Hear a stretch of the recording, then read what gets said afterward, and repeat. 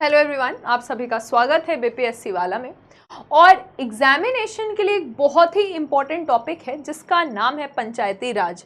BPSC का favourite topic है, UPSC में भी यहाँ से सवाल आते हैं, तो हम तुरंत से एक रैपिड रिवीजन कर लेते हैं आपके एग्जामिनेशन के पहले इस इंपॉर्टेंट टॉपिक का जिसका नाम है पंचायती राज। तो आइए क्लास को स्टार्ट करते हैं, पंचायती राज के बारे में समझते हैं। तो सबसे पहले हम ये समझेंगे कि ये जो पंचायती राज आपका टॉपिक है, इसके बारे में महात्मा गांधी जी ने क्या कहा था। महात्मा गांधी जी क्यों चाहते थे कि डिसेंट्रलाइजेशन हो। डिसेंट्रलाइजेशन का मतलब होता है कि जो पावर है, जो शक्ति है, उसका विकेंद्रीकरण, यानी सिर्फ सेंटर पे ही नहीं। ऐसा ना हो कि आपके गांव में कहीं पे कोई लाइट नहीं आ रही है, रोड बनाना है, कोई वार्ड में कोई काम है, तो उसके लिए हमेशा सेंट्रल गवर्नमेंट तो आएगी नहीं। सेंट्रल गवर्नमेंट का पावर डिसेंट्रलाइज करेगा, विकेंद्रीकरण होगा कहाँ पे, स्टेट गवर्नमेंट में, अलग अलग स्टेट्स में, और स्टेट से ये पावर और डिसेंट्रलाइज होगा और फिर ये जाएगा कहाँ पे, तो लोकल बॉडीज के पास। यही लोकल बॉडी है आपका पंचायती राज। महात्मा गांधी जी ने कहा है कि when the Panchayati Raj established, जब पंचायती राज को बना दिया जाएगा, स्टैब्लिश कर दिया जाएगा, people opinion will do what violence can never do. यानी कि जब हम पंचायती राज को स्टैब्लिश करेंगे तो हमें क्या मिलेगा, तो इसको स्टैब्लिश करने के बाद हमको जन भागीदारी मिलेगा, लोग आएंगे, तो हमें क्या मिलेगा, ओपिनियन मिलेगा। किसका ओपिनियन मिलेगा, लोगों का। और ये वो काम कर सकता है जो आप रिवोल्ट करके नहीं कर सकते, जो आप वायलेंस करके नहीं कर सकते हैं। तो ये महात्मा गांधी जी का सोच था। अब पंचायती राज के बारे में अगर हम भारत की पंचायती राज को समझते हैं तो इसको 3 टायर सिस्टम बनाया गया है। यहाँ पर टायर 1, टायर 2, टायर 3। तो ये 3 टायर सिस्टम क्या है, कैसे काम करता है, और ग्रामीण विकास के लिए, यानी कि इंक्लूजन करना है या हम प्रशासन का होलिस्टिक डेवलपमेंट करना चाहते हैं, पूरी संपूर्ण तरीके से हम ग्रामीण विकास करना चाहते हैं, तो ये काम किस चीज़ के लिए करता है, इसका मेन मकसद है रूरल डेवलपमेंट करना। आपके परीक्षा में जहां जहां से जो फैक्चुअल चीजें आती हैं उसको हम इस क्लास में यहाँ पे डिस्कस करने वाले हैं। तो ये 3 टायर सिस्टम है, महात्मा गांधी जी का सोच था। महात्मा गांधी जी चाहते थे कि भारत का जो पॉलिटिकल सिस्टम है वो ग्राम स्वराज, इसका फाउंडेशन किस चीज से हो, तो ग्राम स्वराज। स्वराज का मतलब है कि आप गांवों को इतना अधिकार दे दीजिए कि वो अपना राज स्वयं कर सके, ग्राम स्वराज, राइट। तो हम शुरुआत करते हैं जब हम जो मॉडर्न हिस्ट्री है, ऐसे तो मॉडर्न सिविलाइजेशन, मॉडर्न डायनेस्टी में भी है, गुप्ता डायनेस्टी में भी, उस समय भी जो विलेजेस थे वही थे मेन फंक्शनल यूनिट, और वहाँ पे सभापति या फिर जो प्रतिनिधि, गांव के प्रतिनिधि हैं, इसका कंसेप्ट था। लेकिन हम स्टार्ट करेंगे 1870-71 से, यानी कि 70-71 से। पहली बार एक रिजोल्यूशन लाया गया कि जितने भी जो फाइनेंसेस हैं, कोलोनियल रिजिम के जो फाइनेंसेस हैं और डेवलपमेंट हो सकते हैं लोकल इंस्टीट्यूशन के, तो ये थॉट लाया गया लॉर्ड मायो के द्वारा। तो लॉर्ड मायो जो हैं वो सोच ये लेकर आते हैं। लेकिन जिनको फादर ऑफ जो आपके लोकल बॉडीज हैं, यानी कि पंचायती राज है, इनका मेन रिजोल्यूशन जो लाया गया, ये लाया गया रिपन के द्वारा। तो रिपन के रिजोल्यूशन में ही इस चीज को लाया गया। यहाँ पे आप देखिएगा रिपन का जो रिजोल्यूशन आया था, इस समय हमने फुल फ्लेजेडली 1882 से बात करनी शुरू की किस चीज के बारे में, तो हमने बात करनी शुरू की लोकल डेमोक्रेसी के बारे में। तो इनको ही कहा जाता है फादर ऑफ लोकल डेमोक्रेसी, यानी कि अब जितने भी ग्रामीण क्षेत्र हैं उनको अपना पूरा अधिकार मिलेगा। ये थॉट लॉर्ड रिपन लेकर आए। इसके बाद भी काफ़ी सारे एक्ट्स आए, जैसे कि रॉयल कमीशन आया डिसेंट्रलाइजेशन का। तो 1907 में एक रॉयल कमीशन आया था, ठीक है। तो ये रॉयल कमीशन किस चीज़ की बात कर रहा था, डिसेंट्रलाइजेशन की बात कर रहा था। उसके बाद एक और कमीशन आया, यानी कि जब हम 1919 का पढ़ते हैं, मॉन्टेस्क्यू क्लेम्सफोर्ड रिफॉर्म, तो उस रिफॉर्म में भी, मॉन्टेस्क्यू क्लेम्सफोर्ड रिफॉर्म में भी जो आपका ये आता है गवर्नमेंट ऑफ इंडिया 1919 का, उसके बाद 1935 का। तो इस समय भी इसके बारे में मॉन्टेस्क्यू क्लेम्सफोर्ड रिफॉर्म में या गवर्नमेंट ऑफ इंडिया 1935 में भी ग्राम स्वराज के बारे में बात की गई है।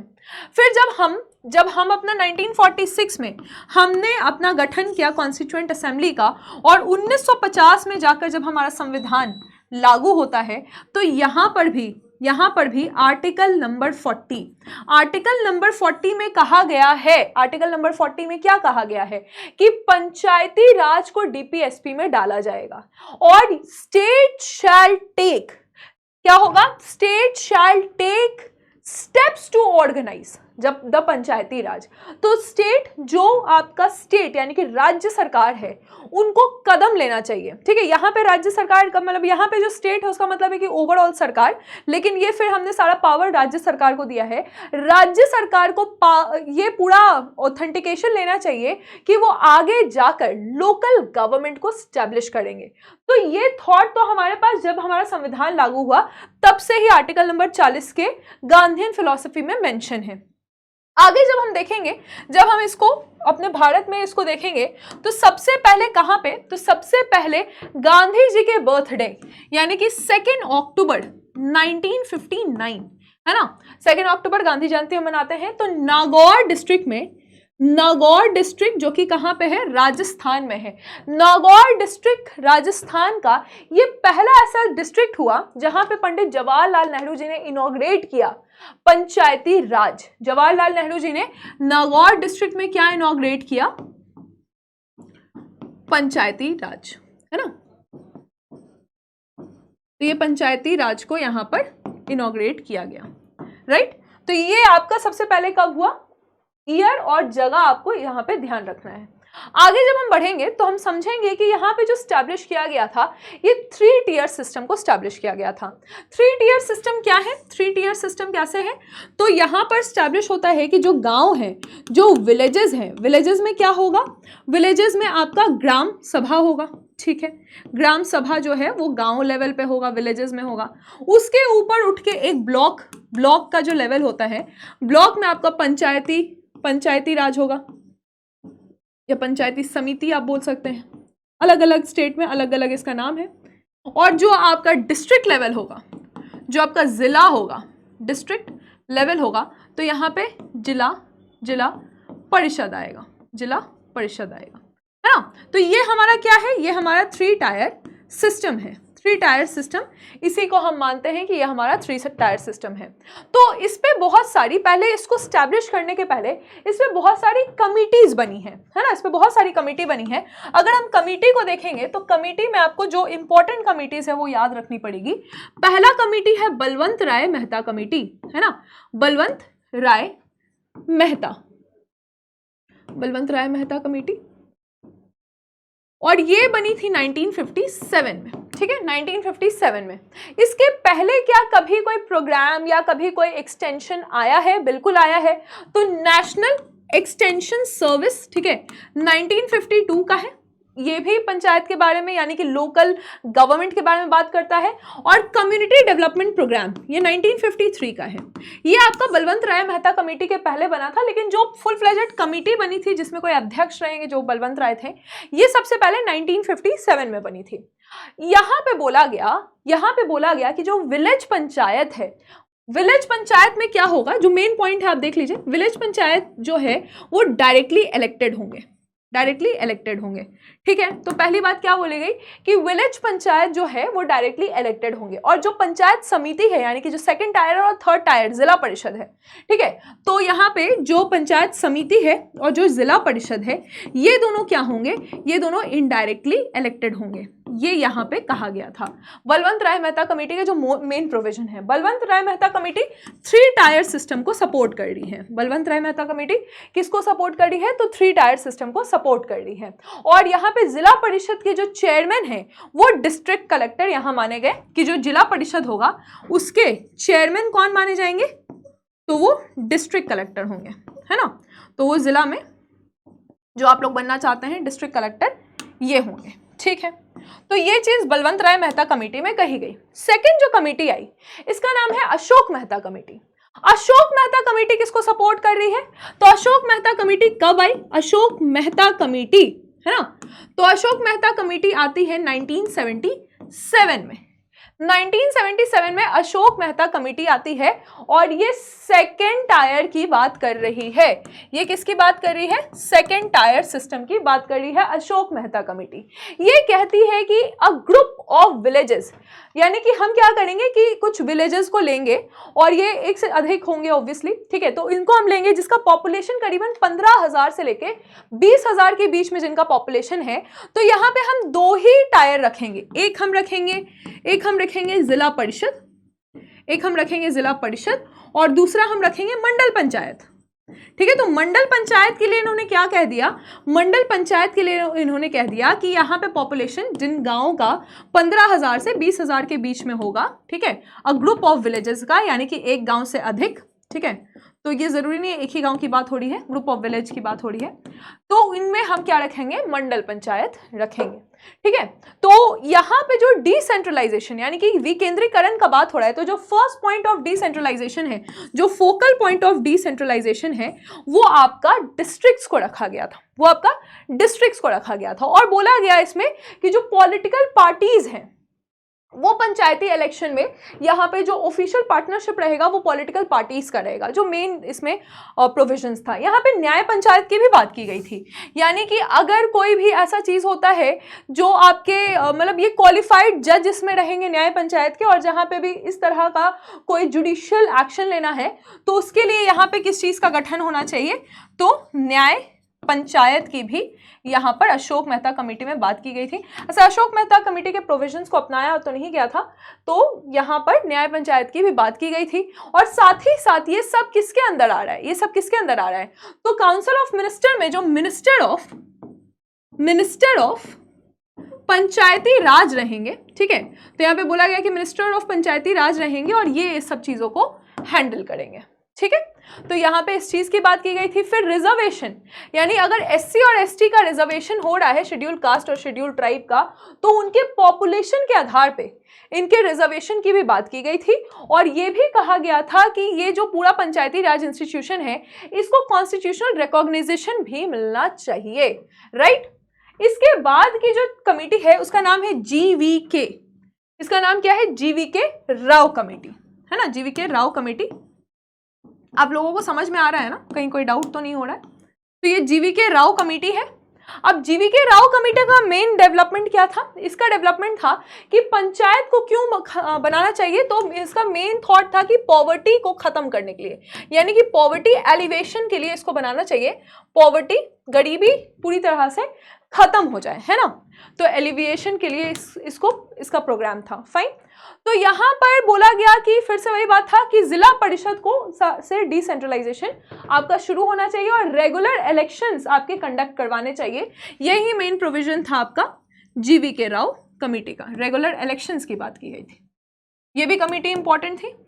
उसके बाद जो कमेटी बनी इसका नाम है LM सिंघवी कमेटी। तो इसका नाम है LM सिंघवी कमेटी। ये 1986 की कमेटी है, ठीक है। तो आपने जो कमिटीज याद रखनी है वो आपका बलवंत राय मेहता कमेटी 1957, अशोक मेहता 1977, GVK राव 1985 और 1986 में आपकी LM सिंघवी कमेटी है। राइट। तो ये जो LM सिंघवी कमेटी है इनका मेन प्रोविजन क्या था? तो इन्होंने कहा कि सबसे पहले तो आप पंचायत को क्या दीजिए, आप इनको कॉन्स्टिट्यूशनल स्टेटस दीजिए। यानी कि इन्होंने कहा कि जो आपके लोकल बॉडीज हैं उनके लिए आप संविधान में नया चैप्टर ऐड कीजिए, न्यू चैप्टर आप ऐड कीजिए और इनको पहले तो संवैधानिक स्टेटस दीजिए, है ना। इसमें कोई इनका मेन प्रोविजन यही है। तो इनके ही प्रोविजन पे हमारे कॉन्स्टिट्यूशन में पार्ट 9 जो आप पढ़ते हैं, चैप्टर नंबर 9, है ना, पार्ट 9, इसमें पंचायत है और 9A आप जानते हैं कि उसमें म्यूनिसिपल कॉर्पोरेशन है, ठीक है।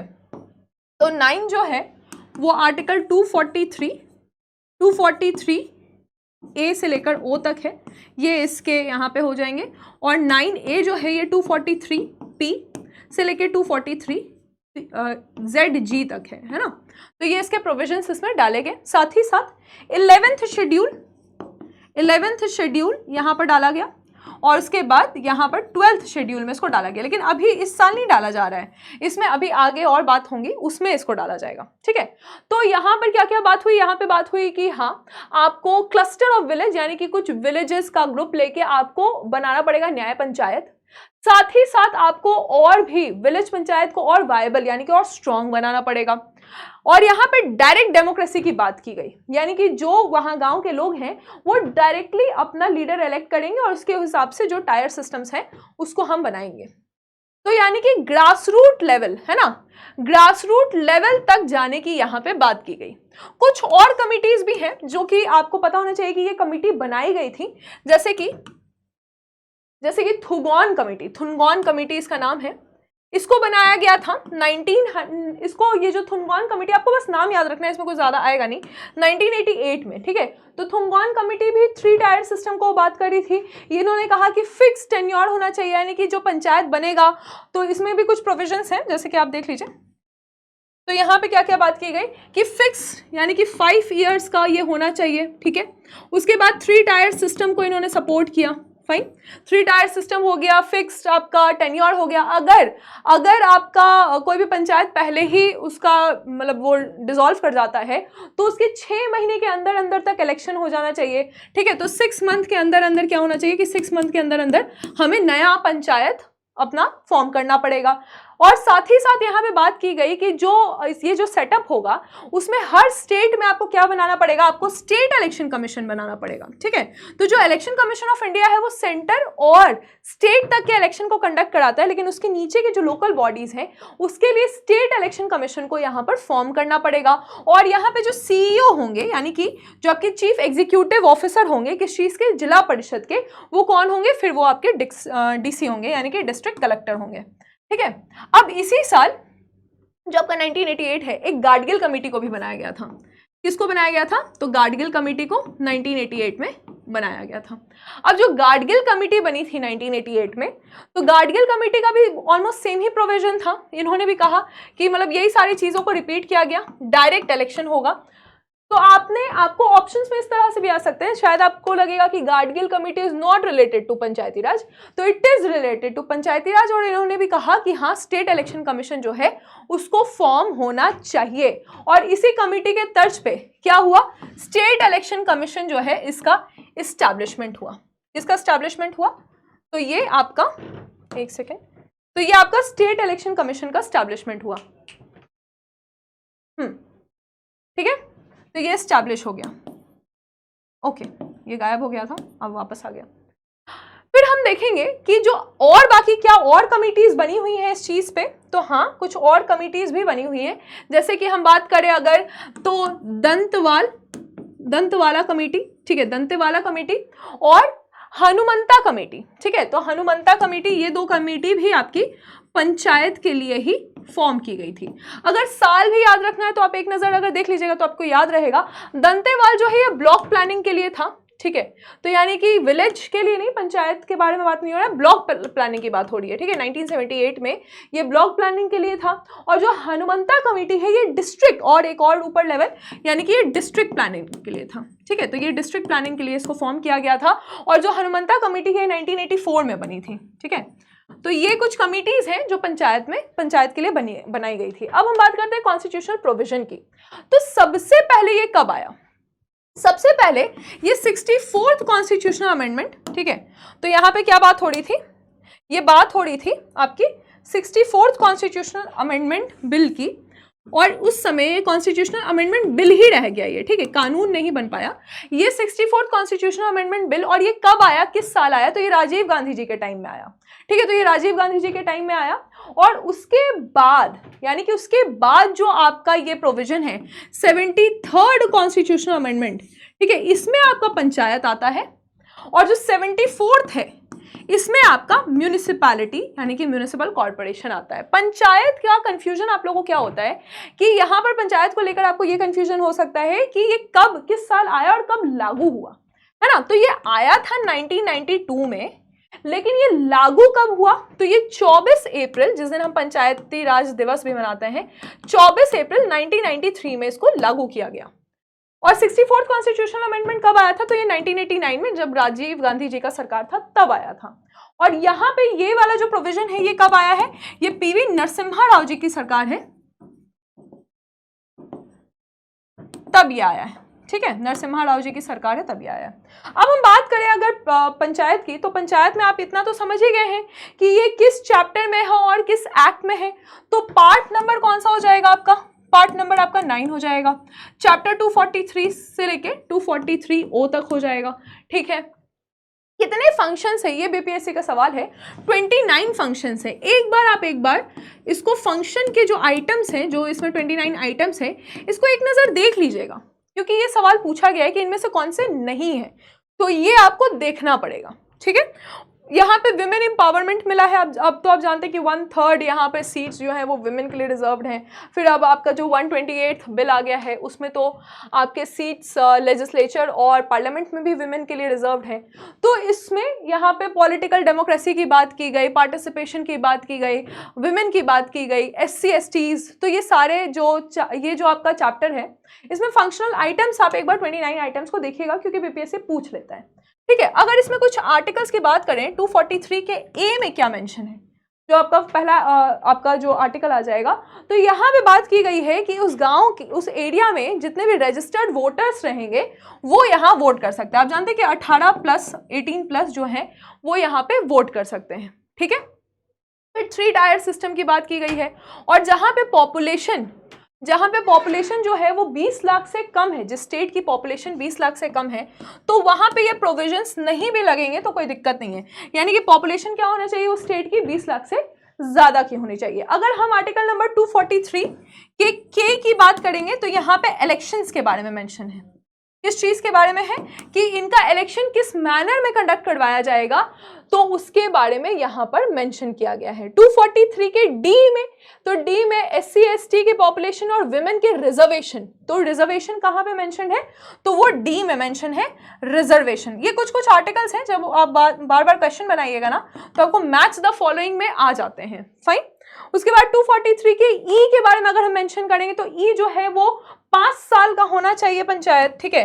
तो यहाँ पे जो टेन्योर है, टेन्योर, इसके बारे में यहाँ पर मेंशन किया गया है 243 के ई में, कि पंचायत का ड्यूरेशन कितना होना चाहिए, तो पंचायत का ड्यूरेशन जो है वो 5 साल का होना चाहिए। एफ में जो लोग लड़ रहे हैं, यानी कि इलेक्शंस के लिए लड़ रहे हैं, ठीक है, इलेक्शन में खड़े हैं, उनके डिस्क्वालिफिकेशन का है। ये भी सवाल आपका बीपीएससी का पूछा हुआ है कि डिस्क्वालिफिकेशन कहाँ पे, बीपीएससी जो है थोड़ा सा फैक्चुअल पूछ लेती है, तो यहाँ पे एफ है। फिर आपका पूछा जा सकता है कि अगर आप पंचायत के इलेक्शंस में खड़े होना चाहते हैं तो कितने साल के होने चाहिए, तो लोकसभा में 25 है, राज्यसभा में 30 है, प्रेसिडेंट के लिए 35 है, और यहाँ पे मिनिमम एज कितनी होनी चाहिए, तो यहाँ पर मिनिमम एज जो है वो होनी चाहिए कितनी, तो ये होनी चाहिए 21। अब बात है कि कहां कहां पे ये एप्लीकेबल नहीं है। तो ऑप्शंस कौन कौन से मेंशन थे यहाँ पे? एक ऑप्शन था नागालैंड, फिर था मणिपुर, एक बार बीपीएससी का PYQ चेक कर लीजिएगा, फिर था मेघालय, कहां नहीं है ना, मेघालय। उसके बाद आपका और ऑप्शंस था, नागालैंड हो गया, मेघालय हो गया, मिजोरम, ठीक है, मिजोरम कहां नहीं है आपको बताना है।